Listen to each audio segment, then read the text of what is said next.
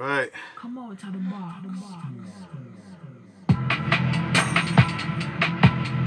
We live. City Wrecking Wednesdays. Here we go. Hello, YouTube. Cheers, and welcome to the basement. My name is Bruce Lively. And I'm D-Boy Slim. And the basement is the first daily hip-hop debate show.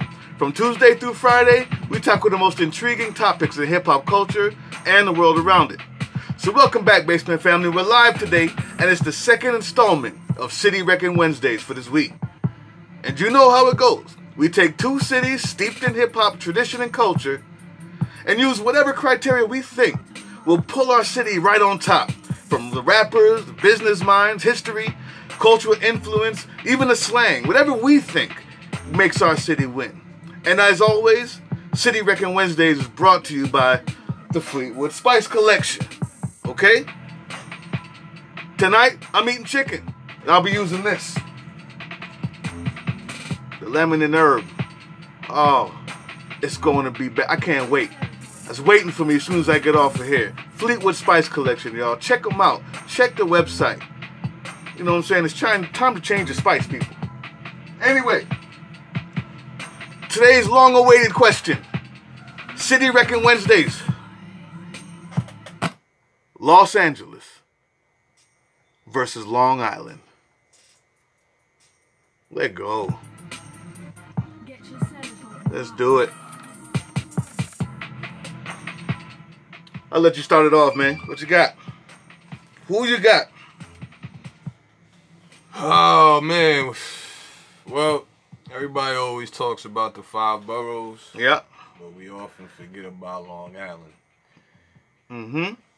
And the caliber of MCs and producers that it spawned and breeded over the years. And as a matter of fact, it may be a cornerstone because some of the best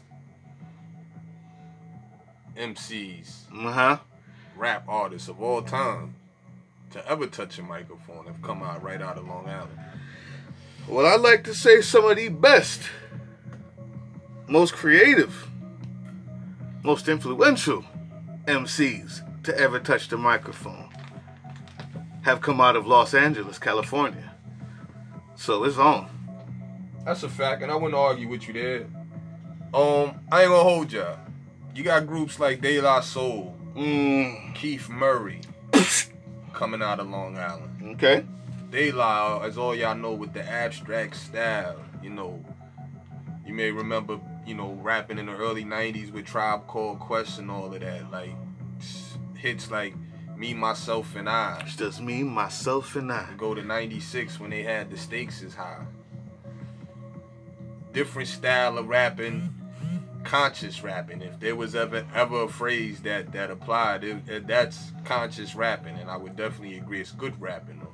A lot of people, you know, it has a negative connotation. Is that the word? Connotation. Yeah. Connotation when you say conscious rapper, but it's actually good music. Yeah. Dudes are making you conscious of the fact of what everybody, the stereotypes everybody perpetuated and all of that, as far as the guns, the violence, the drugs, and all of that. They challenge that in their raps. You got De La Soul with that. I saved the best for last, of course, and I didn't want to get into it, but I'm going to go ahead and get into it. You got legendary groups like Public Enemy. Now, you want to talk about going against the system. Ooh. Chuck D, Terminator X, and yes, y'all, Flavor Flav. Yes. Even Flavor Flav. Yes, Flavor Flav too. What did Chuck D say? He's a rebel in his own mind. Flav was just that, the flavor of the crew.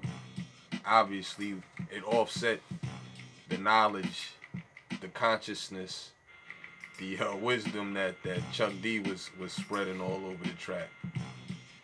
Made a perfect blend for an historic group. Y'all remember, where can I start? Don't believe the hype. Fight the power. Don't Welcome believe to the the Terror hype. Dome. Oh. 911 is a joke. Oh. Rebel Without a Pause. Oh. Classic, historic. And it's not just me saying that. These dudes, they went platinum. Long before y'all knew what platinum was about. They was going platinum with this. So, I'm gonna let Bruce get into it. Of course, I got more out of Long Island, Strong Island as they call it. But yeah, that's just to start off. You got Daylight, Keith Murray's, yeah, the most beautifulest thing in this world. The Enigma album was critically acclaimed, but I thought it was a good album. It was solid. Right before he went to prison or whatever, you know, Eric Sermon produced a lot of those tracks, and you know. People don't know the impact Eric Sermon had over the years in the game. You know, bringing out people like introducing us to people like Keith Murray, but it was also EPMD that introduced the Hit Squad, which at the time was DOS Effects, and Eric Sermon, as y'all already know, had the Def Squad, which introduced you to Redman and Keith Murray. So. Well, needless to say, Eric Sermon had a definite big impact and influence on hip hop in itself in the 90s. So, man, that's good choices. That's good choices. I just want to say, out there in LA, for every De La, we got an Ab Soul or Corrupt. You know, I mean, you can go left with it, you can go right with it. You know, for every Chuck D, you know, we got Dilated Peoples, we got an Ice-T, who's out there telling the people about colors. Who's out there telling people, I'm your pusher, stop dealing the drugs and buy this CD. Even got the 12-inch. Y'all remember that? You're some pioneers. But let me tell you exactly why I say LA. We got the message, which you have with Chuck D. We got the musicality, we got creativity, and we have influence. You may have a couple artists with a couple of these, but overall, man, let's be honest, man. New York hip-hop, it sounds like New York hip-hop, and it's good. But when I say Anderson .Paak, who's playing the drums live while singing and rapping, the musicality, man, just listen to the song The Seasons, Carry Me. The Water, that's the name of the whole song. It's like a 3-part song. When I say people like The Far Side, can't keep running away, was the first time I heard a live jazz band play throughout the entire album, including the skits, and it made me want to become a drummer, and I did. I'm talking about She Keeps On Passing Me By. This is just a few. The Far Side, Anderson .Paak, okay? The creativeness, the musicality, and the difference between those. You're Corrupt Far Side and Anderson .Paak, all three of them. Let's name those three. The creativity and the musicality is out of here. It's beyond. It's beyond. And the influence you already know. I got more for those. And you know what this is. Keep on going with yours. I can keep going back and forth with you. You not ready, man. As I mentioned, EPMD, the Public Enemies, all out of Long Island. Let's get into some heavyweights. How about Busta Rhymes? Oh. Boom! Turn the music up for that. A career spanning from 1989, 1990. Y'all may remember with his old partners, the leaders of the new school.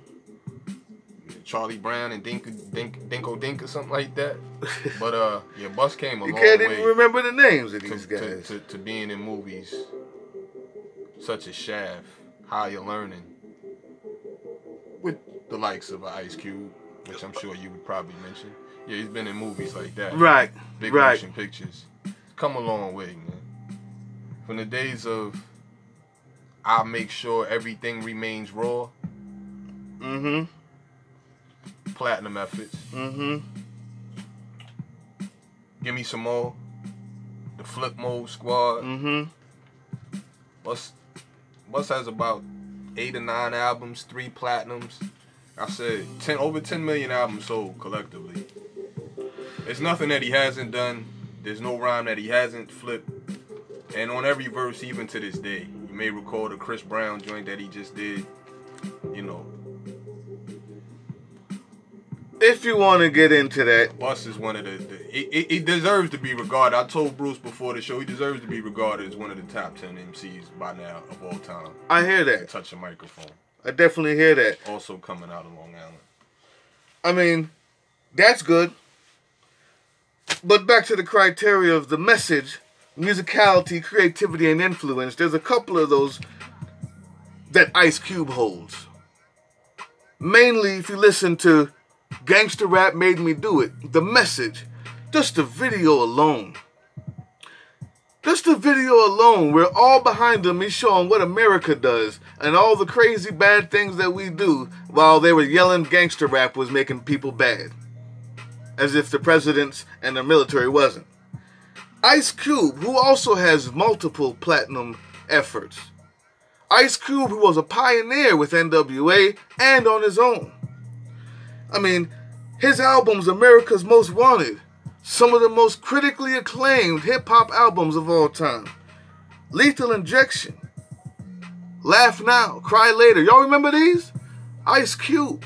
When you say Buster, I say Ice Cube. When you say Buster's acted in this and that, Ice Cube has written, directed, produced, or acted in 40 different movies. And let me just name a few. When we say influence, anybody knows what Boys in the Hood is? Friday, all 3 movies. Barbershop, Lottery Ticket, which he produced. Ride Along with Kevin Hart. Straight Outta Compton, which we rated the best, which I rated at least, the best hip-hop movie of all time. 21 Jump Street, and yes, Higher Learning. I mean, this is a guy, his influence in hip-hop is far-reaching, is deep. It don't get no more influential. And his creativity, who he is, a good day, I mean, classics.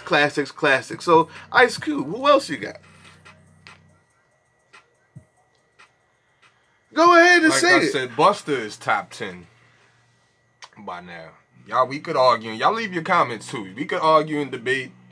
Somebody say, oh, what about Pac and Big and these dudes? Well, let's be honest. They died in 96 and 97. Buster's catalog spans from 89 to now. So, like I said, Buster, let's just get that out the way, is deserving to be top 10 or at least in that discussion. Now, moving on. I did mention EPMD. They did have classic hits. They did have gold albums, Back in Business, Strictly Business. A whole lot of businesses. If you remember back to, a whole lot of businesses if you remember EPMD's catalog. With hits like You Gotta Chill, So What You Saying, and even on to the early 2000s where Eric Sermon broke through with the Grammy winning Just Like Music with the Marvin Gaye sample, if y'all recall. Eric Sermon, like I said, legendary producer, legendary one part of the legendary group EPMD. But now, this guy here, the God, the 18th letter. Some may know him when he was with Eric B. Say it. Some may just know him as the R. Fine. But some know him as definitely one of the top 3. We could argue Big. We could argue Nas and Jay. That's probably all I would accept ahead of a Rakim. Is Nas and Jay-Z. After that, y'all not even talking about rapping no more. You can't be talking about rapping and say there's 2 people better, 4 people better than Rakim. Follow the leader. Paid in Full is where it started at in 87. Paid in Full. That was the platinum effort. That had I Ain't Got No Joke. Thinking of a Master Plan. That's Paid in Full. Cause ain't nothing but sweat inside my hands, so I dig into my pockets, my money is spent, and I dig deeper. I'm still coming up with lint, so why? Yeah, Rakim the God, man. Y'all know. I ain't even gotta say no more. But he had a span with like I mentioned, Eric B. Proved that he could do it without Eric B. when he ended up coming out later with the 18th letter. Do you wanna ride?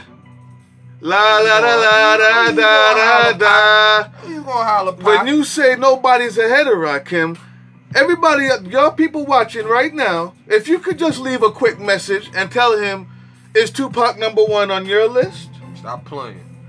Is Tupac number one on your list? He doesn't have to be. I understand. Our viewers like that. They're way more intelligent than that. Our viewers are way more intelligent. I know. Ever since I said that, our viewers have gone up. Holla. Tupac. Please. Rakim is nice. Does Tupac rap better than Rakim? Tupac is nicer. Tupac wouldn't. When it comes to influence Tupac wouldn't even tell you. And creativity. Tupac wouldn't tell you. Now, Rakim can rap. And he could probably rap better if you're talking about syllables and whatever. That's what we talking about. No, but also we're talking about my message, my creativity, and my influence. Who is more influential than Tupac? If you can name me one and be serious about that, I'll give it to you. But you can't. You can't. There is no movie about Rakim. And not because he's not nice. It's because the most influential rapper, hip-hop artist in the history of this game, his name is Tupac, and he's from Los Angeles, California. Well, you know, he represented Los Angeles, California, and that's good enough. So, when you say Rakim, I feel you.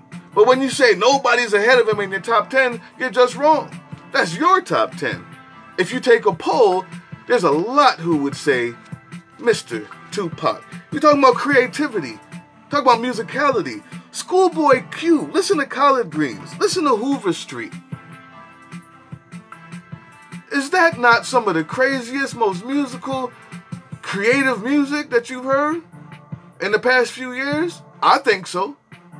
You see, I'm not dissing Long Island, but this is a debate, and I'm debating to win. The truth is, in my criteria, musicality with the Anderson Paaks, Dilated Peoples, Hobson with the messages, creativity, Ice Cube, who permeates hip hop from movies to rapping, even his beefs. Ice Cube, Ice-T, Colors. And then you got WC, YG, Exhibit, Schoolboy Q, Murs. Listen, a lot of y'all people who know Murs out there. Banging. He's a new kid coming up under strange music. Crazy. They got it in those criterias. I'm not saying Rakim ain't nice and Busta ain't one of the best.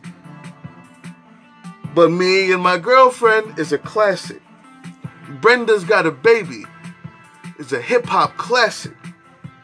Keep Your Head Up is a hip-hop classic. Hail Mary is a hip-hop classic. Dear Mama is a hip-hop classic. That's all it is. That's all it is. It's L.A. And it's not just Tupac. It's all the other people I named. And the alcoholics. Right? And corrupt. The musicality, the diversity, my favorite word. A lot of your people is going to just sound like New York hip-hop. And that's not bad. But diversity, my people. Diversity, my people. Don't let this guy fool you. Diversity, my people. And that's the wrap-up. Sounds like De La Soul. Don't let this guy fool you. Rakim never sounded anything like Keith Murray. Don't let this guy fool you, people.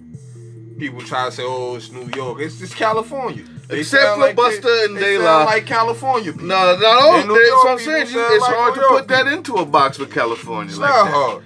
L.A. Like California. Nipsey Hussle and Pharcyde sound just like Snoop Dogg. Nipsey Hussle sound like Pharcyde, and he does not sound like Snoop Dogg. Just like California. Sound like a South Central dude. Sound just like Ice Cube. Does not sound like Exhibit or Ice Cube. He does not. He does Come on. Like Nipsey Hussle sound like Ice Cube? Just like Ice Cube. Just like a South That's Central. a lie. That's a lie, and you know it. Stop it. Stop trying to win with lies. Stop it. Stick to the note. You ain't got no notes? What's going Stop on? Lies. Stop it. Unbelievable. Who does Busta sound like? Nobody. Exactly. And like I said, except for De La and Busta, the rest of it is just straight up. It's just New York hip hop. Cut it out. That's it. It's good. But it's not as diverse, creative, and musical. As I mentioned, some of the most historic, some of the most legendary MCs ever to touch a microphone. Ice Cube. Long Island. That's Strong Island, baby. L.A. What do y'all think? That's it. What do y'all think? Leave in them comments. Because this is one we got to know. We got to know. There's two strong cities here. It's not like usually where I'm trying to fight back and make, or like he's trying to fight back. And no. This one actually, these are two strong cities. Some of the legends. We need y'all to tell us to break this tie. Who won? Who wins? L.A.? Long Island? It's up to y'all. Thank you for watching The Basement Live. What we got next? The 100th episode. Oh. It's coming. It's coming. We promise. The 100th episode is coming this Saturday. I got a show in Houston tomorrow. So we got another live show tomorrow. I'm going to be actually going on the streets. We're taking The Basement Live in Houston. And I'm going to ask hip-hop questions to completely, people I don't know. On the street, you're going to watch it live. And I'm going to debate them until they smack me or something. It's going down. You're going to want to watch tomorrow. I think I land off the plane somewhere around 1 o'clock Houston time. So we'll get it in around then. Y'all check it out. 100th episode coming live Saturday. Tomorrow, live in Houston, The Basement. Keep leaving those comments. Keep pressing subscribe. Till the next time, we out of here. Fleetwood Spice Collection. Go listen. Go look at them. Go watch their little. Not watch. Go check their website. You will not be disappointed. Peace. The Basement.